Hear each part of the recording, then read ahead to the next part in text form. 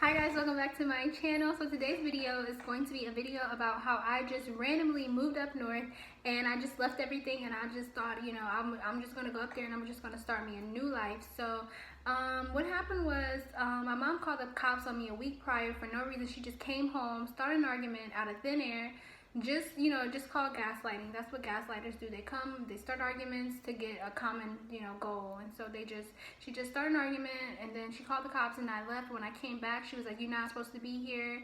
And so then she made me sleep outside for an entire week. But by then, I had already had a plane ticket, like from a month prior. My friend he knew all the craziness that was going on, so he was like, "Just come up here and get away from everything." And so I went. It was like at the beginning of September, because I was very hesitant on if I was actually really going to go, but she kind of made the circumstances to the point where I had to go. She didn't want me to stay outside. I mean, she was making me sleep outside. I couldn't shower, I couldn't bathe, I couldn't do anything. So I was like, anything is better than this at this point. And actually, the morning I was supposed to leave, my wallet was inside the house, so I missed my flight because I couldn't get my wallet.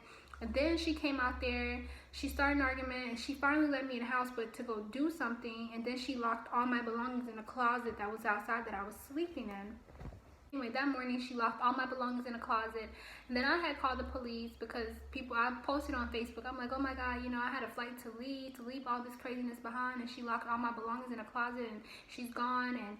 And they were like, call the police. So I called the cops, and then they asked for her number. I told them the situation. They were making me sleep outside, and this is unlawful, and da da da da. And so they asked for her number. I gave them her number, and then that's when she told them some lies and stuff like that. And then I'm like, oh my God, this lady is really insane. So she came back like hours later that day and was just pretty much, that morning she was like, you need to leave or I'm going to call the police and I'm going to get a restraining order, and such is coming with me to the court and I'm going to get a restraining order. And it was funny that she was saying that she was going to get a restraining order, but I've never heard her, I've never threatened her, never even did anything to her. She has threatened me. She has punched me, lied on me, did everything under the sun. So I'm like, you know what, I'm gonna just go. And so I just left.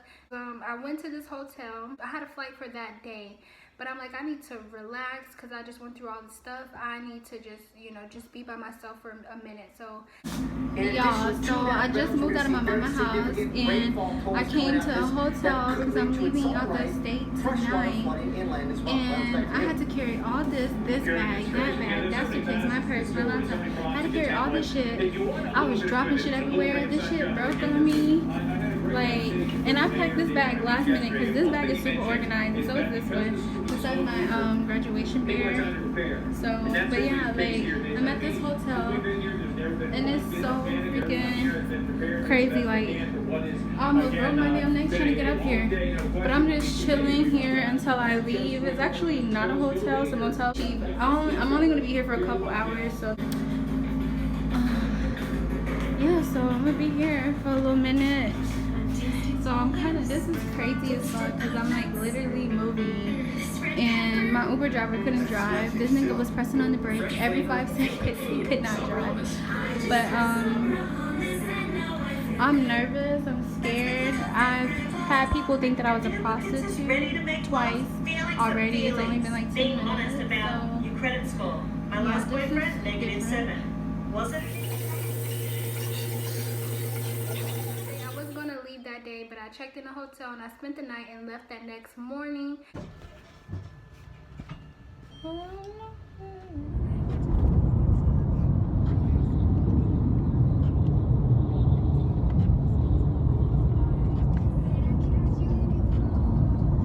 first plane ticket that I missed, the second one that my friend purchased that I missed, and that was the day that I was supposed to leave.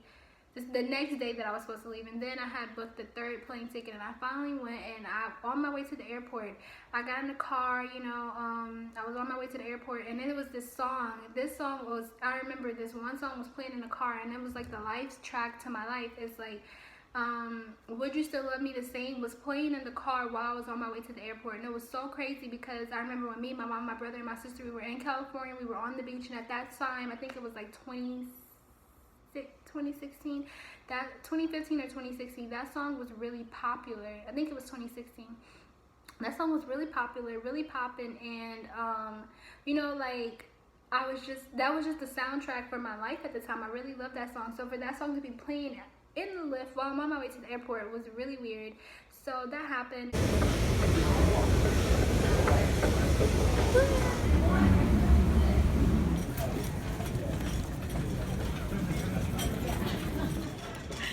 Oh my god, y'all. So this is my first time ever traveling by myself without a family member.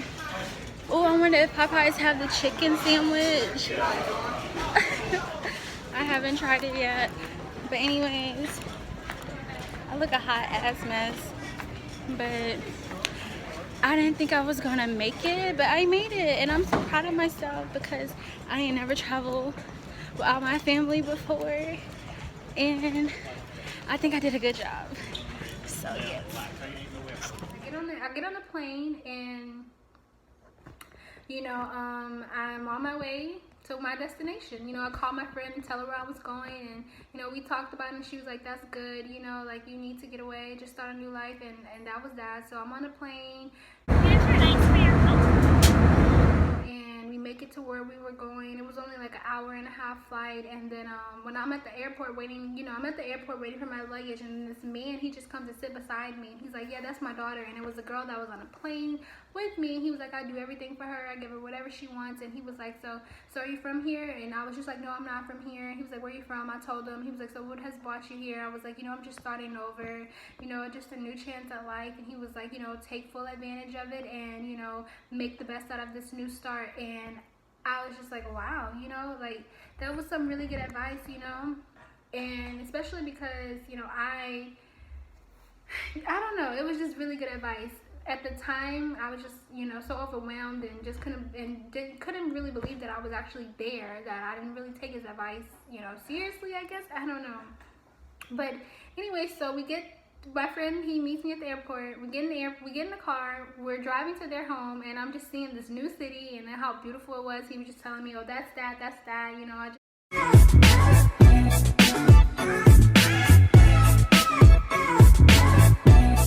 seeing all these new sights. It was just so amazing to be in a new city, like he had a nice car, like, and I was just like, wow, I'm just like, am I really here? What the hell am I doing? So y'all, I am in Maryland, and I'm so can't believe this. I can't believe I'm actually here. I can't believe I actually did this. I can't believe I moved out here. Like, I don't know who I am. This is crazy. Stop at CVS, we get some stuff, that I would need or whatever, and then we go to their place. We pull up at their place. His grandma and his baby girl is sitting on the stairs, and it was this big old beautiful brand new home and this nice brand new beautiful neighborhood. And I'm like, wow, am I really here? I've never stayed in a house like this. Like, oh my god, is this really happening to me? And it was just so weird because him and his wife, they're very young. Like, his wife is younger than me, and he's only a year older than me. So it was like, it was so weird that they, a family, this big beautiful home, 2-car garage. It was just like, wow, like this is how it should be. And so that, like me and him, we were talking, and we just was catching up, and then his wife came home, and I met her, and she was cool, and I'm like, wow, they are just the nicest, coolest, sweetest people.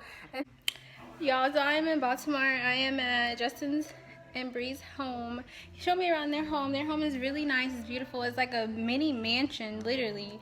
And it's really nice and so cute, and I love it. This is the bed, and they have like 10 rooms, like a game room, office, all that. It's so nice. And we are about to go out and celebrate. So then after that, I think later on that night, we went to Dave & Buster's. Pennsylvania is a I want to go meet them. Oh my gosh, should we take a picture? Hey y'all, so I'm with Justin and Bree, and we are in Pennsylvania. We're not in fucking Pennsylvania. Maryland, dude. We're in fucking Maryland. That you're like, what the fuck? Why would I ever say that in my whole life? Like things like that, Go to somebody else. This is Bree and Justin. Like the heart, like you can't. And we had so much fun, and it was nice. We played some games, we ate some food, and they just showed me around, and that was that. And then the next day, I think we had got drunk, and I was just like, oh god. I don't even know this fucking song.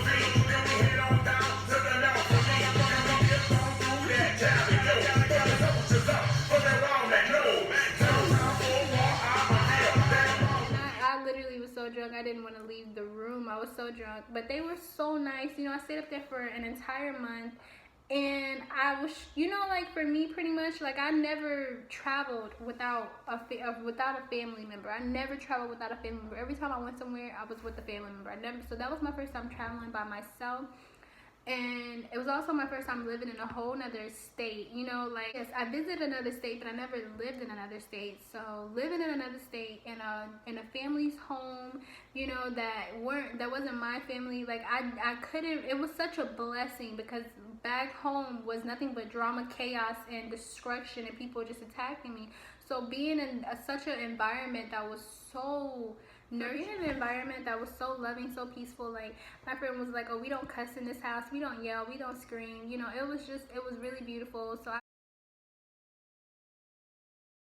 stayed up there for an entire month. The first couple of weeks I was just getting adjusted and all that, but I was really nervous to even be there because I knew that I suffered from night terrors, and I knew that they were trying to help me get back on my feet and just get away from all the drama and stuff like that. But I was really scared because I'm like, you know, like no one is immune to my sleeping night terrors, and I just was so like scared to have the witnesses and to have me say mean things about them, about, you know, their family. And I was just so scared. That first night that I was there, I'm like, I'm gonna go sleep at a hotel, and I was trying to go home that next day because I'm like, what did I do? This is a mistake. Like, he's gonna hate me after this, she's gonna hate me, they are never gonna want to talk to me after they hear me go to sleep and say all these mean things about them. Like, I'm like, I need to leave. But they were like, just stay, you know, just be cool, just chill, you know, everything is good. But it was, you know, the experience was, it was bittersweet, you know, because I knew that, you know, it was a good experience for me, one, to overcome my fear of staying with people, two, to just start over and start fresh. Like, it was such a change of everything. Like, I mean, just the house, their work ethic, their life, the way that they live their life. They had a daughter, and I'm like, y'all need to have a whole bunch of more kids because the environment, the love, the care, just everything was just so amazing. And you know, I think was so traumatized and went through so much that I couldn't even really appreciate everything that you know, I couldn't really appreciate everything that they were doing for me, how nice they were to open their home to me. They were everything, like, oh, you want pasta? They went out and everything. Oh, you want mozzarella sticks? Oh, you want this? Oh, you want that? They go get it. And I mean, just everything. They were just being so accommodating to me, so nice, so loving, so caring, and just, you know, just being good people. And, you know, just me, I was just so, I had went through so much that I couldn't really appreciate it, you know. And I kept, like, I was like, okay, I'm gonna get it. They were like, we're gonna help you get a job, get a car, get on your feet, and, you know, possibly get your own place. And I was so focused on the wrong thing, like, oh, my night terrors, that I didn't even really like get stable. I didn't push myself as hard as I should have when I was in such a stable, great environment. You know, like, things could have been so different. You know, like, I was in a good environment. They were very helpful. And like, one day we were gonna go out to the club, and I was just like so scared because they didn't know, but I had received so many death threats because of my night terrors. And so they were like, we're gonna go to the club, and I was like, you know, I got dressed, I was ready to go, and then they called the Uber, and then something told me don't go. I was just so scared. I was so fearful, and so I didn't go. And so that night, me and his wife actually got into an argument on the porch. It was late at night, and we were outside, and she was like yelling so loud at me. It was so crazy, and I was like, oh my God, like, I'm like, this girl a little firecracker. But she just went off. She was like, because every time they would make plans, I would cancel them because I was just so fearful of everything, because, you know, just everything that I had went through, the PTSD, the trauma, the death threats, and just everything. And they didn't know, you know, that I was just going through so much internally from, you know, the past traumas. So I could understand why they were upset because, you know, they have a daughter, they're young, they work full time, you know, and so they, like, their weekends, and they wanted to have fun, and they wanted to, you know, get out and, you know, enjoy life on their time, you know. And here this girl go, you know, they're trying to be so accommodating for me. And so, you know, welcome me and show me a good time in their city. And every time they make plans, I canceled, you know, because of my fears. So I completely understand. But, you know, like, it was an experience, you know, like, and then, you know, my mom, she had like followed me on both of my YouTube channels, so I was like, oh, maybe it's okay if I go home. You know, I have enough money to make it home. You know, maybe it's okay if I go home. Everything will be okay. My birthday was coming up, and I wanted to do a dang photo shoot for my birthday. So I'm like, I was like, you know what? Maybe I should just go home and do a photo shoot. So then I left. You know, he dropped me off at some motel. Didn't have Wi-Fi. I had to find my way. Like, I didn't really have a lot of money, but thank God I had enough to get an Uber to the hotel. I mean, an Uber to the airport, and then I had enough to pay for my plane ticket and enough for my luggage. But by the time I got home, I was like dead broke. But yeah, like, when I left, it was kind of like, it wasn't the best exit, you know. And it was just like kind of bittersweet because the person I live with was a friend of mine, and we worked together a long time ago. And, you know, I just feel like, you know, that relationship is now tarnished. You know, it's sad, but and I feel bad that, you know, his family had to experience my night terrors. But I just want them to know that I'm forever grateful for them opening up their home to me, allowing me into their home. And it was just nice to see an amazing young couple doing a thing, living their life, you know, despite my night terrors, despite the argument on the porch, despite the way that I left, and despite, you know, the entire time I was there, I pretty much wasn't there. All I did was stayed in the dang room because of my night terrors. I'm like, oh my God, night terrors. I just don't want to be bothered. I don't want to bother them. I don't want to be annoying. Like, oh my God. You know, they would always invite me to things. I'd be like, no. So I don't know. I'm pretty sure I wasn't the best guest, and I'm pretty sure they were happy that I left.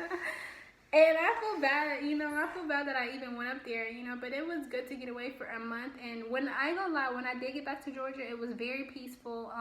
My energy was different, you know, being around young adults that were just mentally healthy and mentally good. But yes, it was just nice to be around, you know, people that were just good people. And, you know, it was fun. It was I guess it was good. But, you know, while I was there, I was trying to explain my night terrors, and I was scared because of the things that they thought that I thought about them. So I was just like, you know, scared to really even like be around them, because I'm like, oh my God, they must hate me. I know they want me to leave. I don't know. It was crazy. But so how has it been having me as a house guest? You're annoying. Why am I annoying? How am I annoying? Because you can't keep a commitment to save your life. Has my sleeping disorder, has it affected you? You don't talk in your sleep. Okay. Like, their home was beautiful. Their family is completely beautiful. The way that they live their life, the way that they raise their daughter, like, their daughter is just so freaking amazing. And, you know, they're just a good team, a good dynamic. And I am grateful for them opening up their home to me and just letting me come stay at their place, and just being, you know, just nice to me, even though I probably, you know, was saying some off the wall things while I was having night terrors. And you know, I'm pretty sure I wasn't the best home guest. And yeah, like, it was a great experience. And I just want to say, Justin and Bree, y'all are amazing. Y'all need to have more kids. Y'all so dope. Like, I really admire you guys, and I look up to y'all, and I aspire to, you know, to have a marriage and a home just like you guys is. And I just want to say thank y'all so much. And y'all just dope. Like, I don't really know what else to say. Y'all are really dope people. Y'all so dope. Like, it's such an inspiration, seriously. And I am so sorry from the bottom of my heart that you guys had to experience my night terrors. But thank y'all for, you know, not really judging me and making me feel, you know, just trying to incorporate me and trying to make me feel comfortable and trying to make me feel, you know, just like I was at home. Like, I appreciate that more than anything in this world, because y'all gave me a chance to just escape all the craziness, even if it was just for a moment. You know, so I just want to say thank you, and I want to apologize if I did seem ungrateful. I don't know if y'all even gonna watch this, but yeah, I'm just making this just because. So yes, and so yeah, that is the story about how I moved up north and stayed for a month, and yeah.